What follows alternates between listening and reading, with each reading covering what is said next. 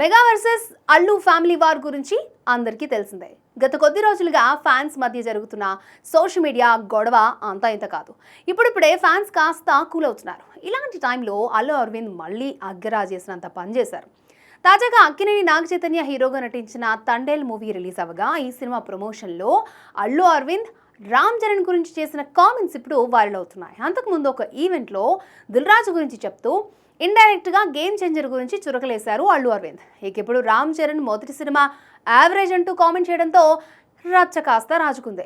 ఒక తమిళ ఛానల్ ఇంటర్వ్యూలో అల్లు అరవింద్ మాట్లాడుతూ చిరుత అంటే Ram Charan debut movie average అని, తాను రాజమౌళితో మాట్లాడి ఆయనకు మగధీర లాంటి ఇండస్ట్రీ హిట్కి కారణమయ్యారని కామెంట్ చేశారు అల్లు అరవింద్.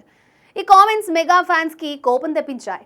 పూరి జగన్నాథ్ డైరెక్షన్లో 2007లో రిలీజ్ అయిన చిరుత దాదాపు 25 కోట్ల రూపాయలు కలెక్ట్ చేసింది.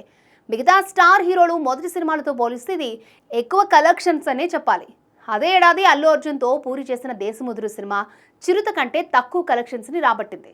అల్లు అరవింద్ చెప్తున్నట్టు Magadheera block buster hit, industry hit, కానీ చిరుత మాత్రం యావరేజ్ సినిమా కానే కాదు అంటూ మెగా ఫ్యాన్స్ ఇప్పుడు మండిపడుతున్నారు.